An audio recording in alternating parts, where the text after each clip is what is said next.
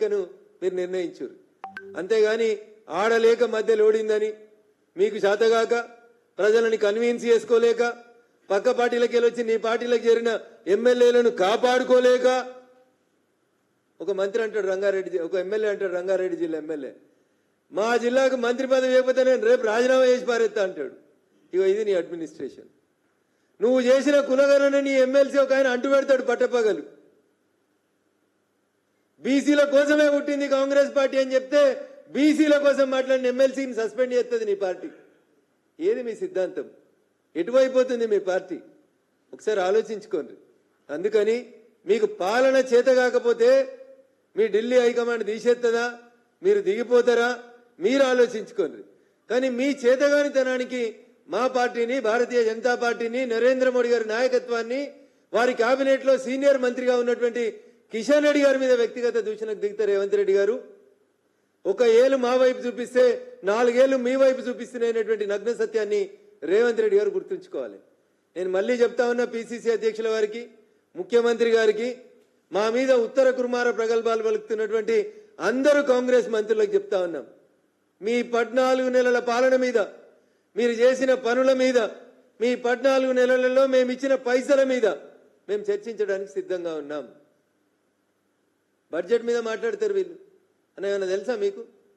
రేపు రంగారెడ్డి జిల్లా, సంగారెడ్డి జిల్లా, మేడ్చల్ జిల్లా, ఈ 3 జిల్లాలలో ఉన్నటువంటి ప్రజలు తెలంగాణ రాష్ట్ర బడ్జెట్కు 180 పైసలు మేమే ఇస్తున్నాం, వచ్చిన పైసలు మొత్తం మా 3 జిల్లాలలోనే పెట్టమంటే నీ కొడంగల్కి ఏం పెట్టుకుంటావు రేవంత్ రెడ్డి?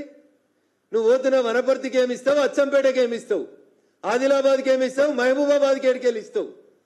అంటే తెలంగాణకి వెళ్ళి పైసలు బాగా వస్తున్నాయి, మా పైసలు తీసుకుపోయి ఇంకో దగ్గర పెడుతున్నావు. ఈ పాడిందే పాడరా పాసు పనుల భాగవతమని పాడి పాడి ఓడిపోయి ఫామ్ హౌస్లో అన్నాడు. నువ్వు ఏడవండాలని కోరుకుంటున్నావు, నీ ఇష్టం మరి. అందుకని అనవసరంగా మోడీ గారి పాలనని, భారతీయ జనతా పార్టీని ఎక్కతక్క విమర్శిస్తే వెనకటికి మాట్లాడిన వాళ్ళందరూ ఏడబోయినరో రేపు నువ్వు కూడా గాడికే పోతావు తప్ప కొత్తగా ఏముండదు. చివరికి ఒక మాట, కేసుల గురించి మాట్లాడుతున్నాడు. ఏ కేసులన్నా? నిన్ను లోపల పెట్టిన కేసులో ఏసీబీ లోపల పెట్టింది నిన్ను. ఏసీబీ ఎవరి కింద పనిచేస్తుందన్నా? ముఖ్యమంత్రి కింద పనిచేస్తుంది. నువ్వు కేటీఆర్ మీద పెట్టిన కేసు ఏం కేసు అన్నా? ACB case. ఏసీబీ కేసులో ఎందుకు రిమాండ్ చేస్తలేవన్నా? భయపడుతున్నావా? ఈడీ వచ్చి కాయిదాలు కొంచెమైంది, నీ దగ్గర లేవా ఇంకో కాయిదాలు? ఈడీ అరెస్ట్ చేయకమని చెప్పిందా? ఏ కోర్టు అన్నా కేటీఆర్ని అరెస్ట్ చేయకమని చెప్పిందా?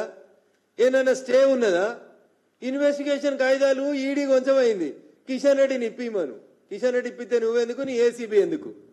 నిన్ను తీసుకుపోయిన రోజు ఏసీబీ వాళ్ళు ఎట్లా తీసుకుపోయారో మర్చిపోయినావా? మరి ఇలా కేటీఆర్ వచ్చి మీ ఏసీబీ ఆఫీస్ ముంగట నిలబడి సవాల్ చేసిపోతే తోక ముడిస్తేవి. అరవింద్ కుమార్ అనే ఐఏఎస్ ఆఫీసర్ చెప్పిండు కేటీఆర్ చెప్తేనే పైసలు ట్రాన్స్ఫర్ అయినాయని. ఇంకేం కావాలి సాక్ష్యం? ఇన్ని ఉంటే కూడా నువ్వు ఆయనను అరెస్ట్ చేయడం చేత కాదు. నీ పాలన నీకు చేతగాక, ప్రజలకు మేలు చేయడం నీకు చేతగాక, నువ్వు వచ్చి మా మీద విరుచుకుపోవడం, ముఖ్యంగా మా పార్టీ అధ్యక్షుని మీద విరుచుకుపోవడాన్ని భారతీయ జనతా పార్టీగా మేము తీవ్రంగా ఖండిస్తా ఉన్నాం. సబ్జెక్టు మీద, సిద్ధాంతం మీద, అంశాల మీద చర్చకు సిద్ధంగా ఉంటే బరాబరి చర్చకు రావడానికి భారతీయ జనతా పార్టీ పార్లమెంట్ సభ్యుడిగా మేము సిద్ధంగా ఉన్నాం. ఇంకెవరు అడిగారు నిన్న, బహుశా పిసిసి అధ్యక్షుడే అనుకుంటా. 8 మందిని గెలిపిస్తే ఏం చేస్తున్నారు? మీరేం చేసిరు? మీరేం చేసిరు అంటున్నా. 2004 నుంచి 2014 దాకా ఆంధ్రప్రదేశ్ పునర్వ్యవస్థీకరణ చట్టం రాసిన రోజు మహేష్ కుమార్ గౌడ్ గారు మీ పార్టీ అధికారంలో ఉంది. ఏదో బయ్యారం స్టీల్ ఫ్యాక్టరీ రాలేదని సన్నాయి నొక్కులు నొక్కుతున్నావు కదా, బయ్యారంలో స్టీల్ ఫ్యాక్టరీ పెడతాం అని ఎందుకు రాయలేదన్న ఆ రోజు? తెలుగులో రాయించాలంటే యాడున్నావన్నా నువ్వు? ఆంధ్రప్రదేశ్ పునర్వ్యవస్థీకరణ చట్టం 2014 వచ్చిన రోజు దాంట్లో ఏం రాసిరు మీరు? ఫీజిబిలిటీ ఉంటే పెడతామని రాసిర్రు. ఫీజిబిలిటీ లేదు కాబట్టి పెట్టలేదు. అందుకని దయచేసి భారతీయ జనతా పార్టీని విమర్శించే కంటే ముందు వీఆర్ సిన్సియర్. 8 మంది ఎంపీలం సిన్సియర్గా ఉన్నాం. కేంద్రం నుంచి వచ్చే నిధుల విషయంలో సిన్సియర్గా ఉన్నాం. ఆఖరికి మీకు ఇచ్చిన గిరిజన యూనివర్సిటీ, మీకు ఇచ్చిన హార్టికల్చర్ యూనివర్సిటీ, మీకు ఇచ్చిన ఎయిమ్స్, మీకు ఇచ్చిన జాతీయ రహదారులు, మీకు ఇచ్చినటువంటి ప్రతి అంశం మీద మేము చర్చకు సిద్ధంగా ఉన్నాం. మీరు రండి అని చెప్తూ ఇంకొకసారి వ్యక్తిగత దూషణలకు దిగితే ఖచ్చితంగా ఈట్కా జవాబ్ పత్తర్ సే దేంగే అనేటువంటి దానికి భారతీయ జనతా పార్టీ కార్యకర్తలు సిద్ధమవుతున్నారని చెప్పి ఈ సందర్భంగా ముఖ్యమంత్రి గారిని హెచ్చరిస్తా ఉన్నాం. థ్యాంక్ యూ అనండి.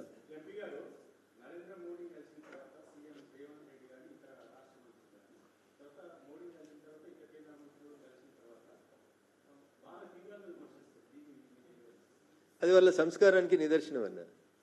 మా ఇంటికి వస్తావు, నేను పెట్టిన బువ్వ తింటావు, ఆఖరికి పాను అవి లాస్ట్కి ఇచ్చేటువంటి ఒక్కపొడి తీసుకుంటావు, ఈడ మంచిగానే నటిస్తావు, బయటకు పోయి మీడియా కనవడంగానే పూనకం వచ్చినట్టు అరిస్తే దానికేం సంబంధం అన్న? అదేమో ఫెడరల్ స్ఫూర్తి అట. అది ఫెడరల్ స్ఫూర్తి. ఫెడరల్ స్ఫూర్తిలో పక్క పార్టీ తిడితే పని అవుతుంది. కేంద్ర కేబినెట్ మంత్రి కిషన్ రెడ్డి గారింటికి నువ్వు పోయినావా, నీ ఇంటికి కిషన్ రెడ్డి వచ్చిండా?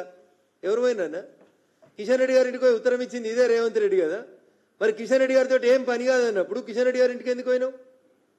ఆ రోజేమో 10,000 కోట్ల అప్పు తెచ్చుకునేందుకు కిషన్ రెడ్డి గారు చెప్పాలి, ఫైనాన్స్ మినిస్టర్ అప్పుకి షూరిటీ ఉండాలి, భారత ప్రభుత్వం షూరిటీ ఉండి 10,000 కోట్లు ఇస్తే రైతులకు పైసలు ఇచ్చేందుకు పైసలు లేవు నీ దగ్గర.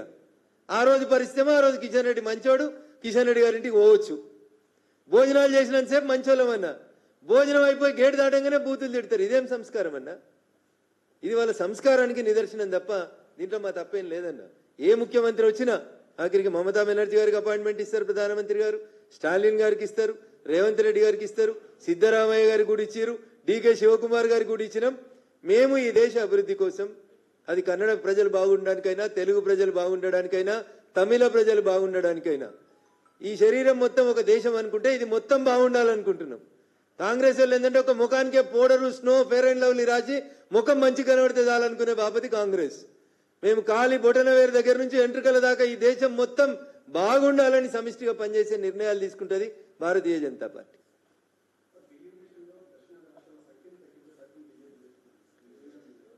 బాగా పైత్యం ఎక్కువైన వాళ్ళు, రాత్రిపూట నిద్ర పట్టక కలలు కన్నోళ్ళు, ఎవరు పడితే వాళ్ళు మాట్లాడేటువంటి మాటలు. ఎవరు చెప్పారు నీకు? డీలిమిటేషన్ అనేది ఈ దేశంలో ఇంతకుముందు ఎన్నిసార్లు జరిగింది, ఏ పద్ధతి ప్రకారం జరిగింది? డీలిమిటేషన్ జరగాలంటే ఒక ప్రొసీజర్ ఉంటుంది. రాష్ట్రపతి గారు ఒక నోటిఫికేషన్ ఇస్తారు, ఎన్నికల కమిషన్ ఒక నోటిఫికేషన్ ఇస్తుంది, డీలిమిటేషన్కి ఒక కమిటీ ఏర్పాటు చేస్తారు. ఏమైనా అయిందా? పెళ్ళే కాలేదు, పిల్లల గురించి మాట్లాడితే ముందుగా పెళ్లి చేసుకో, తర్వాత ఆడబిడ్డను కందామా, మగబిడ్డను కందామా, 60 మందిని కందామా, ఎలాంటి మస్క్ లెక్క 14 మందిని కందామా, తర్వాత మాట్లాడుకుందాం. నీకు పెళ్ళే కాలేదు, పిల్లనే లేదు, నీకు నువ్వు వచ్చేదో మాట్లాడుతూ ఉంటావు ఏందన్నా? డీలిమిటేషన్కి ఒక కమిటీ వస్తుంది, పార్లమెంట్ ఉంటుంది, చట్ట ప్రకారం ప్రధానమంత్రి గారు పార్లమెంట్లో చెప్పినారు. ఎందుకు ఇంత ఉచ్చిలితనం, ఎందుకు ఇంత తొందరపడితనం ఎందుకన్నా? ఏమైందని? పెళ్ళైతే కూడా 10 నెలలు ఆగాలన్న పిల్లలు పుట్టాలంటే. డీలిమిటేషన్ కమిటీ వేసినాక అన్ని రాష్ట్రాలను తిరుగుతుంది కమిటీ. అందరు ముఖ్యమంత్రులు వచ్చి అభిప్రాయాలు చెప్పుండ్రి. ఏమి లేదు, ఆలు లేదు. డీలిమిటేషన్కి ఒక కమిటీ ఏర్పాటు చేస్తారు. ఏమైనా అయిందా? పెళ్ళే కాలేదు, పిల్లల గురించి మాట్లాడుతావు ఏందన్నా? ముందుగా పెళ్లి చేసుకో, తర్వాత ఆడబిడ్డను కందామా, మగబిడ్డను కందామా, 60 మందిని కందామా, ఎలాంటి మస్క్ లెక్క 14 మందిని కందామా, తర్వాత మాట్లాడుకుందాం. నీకు పెళ్ళే కాలేదు, పిల్లనే లేదు, నీకు నువ్వు వచ్చేదో మాట్లాడుతూ ఉంటావు ఏందన్నా? డీలిమిటేషన్కి ఒక కమిటీ వస్తుంది, పార్లమెంట్ ఉంటుంది, చట్ట ప్రకారం ప్రధానమంత్రి గారు పార్లమెంట్లో చెప్పినారు. ఎందుకు ఇంత ఉచ్చిలితనం, ఎందుకు ఇంత తొందరపడితనం ఎందుకన్నా? ఏమైందని? పెళ్ళైతే కూడా 10 నెలలు ఆగాలన్న పిల్లలు పుట్టాలంటే. డీలిమిటేషన్ కమిటీ వేసినాక అన్ని రాష్ట్రాలను తిరుగుతుంది కమిటీ. అందరు ముఖ్యమంత్రులు వచ్చి అభిప్రాయాలు చెప్పుండ్రి. ఏమి లేదు, ఆలు లేదు.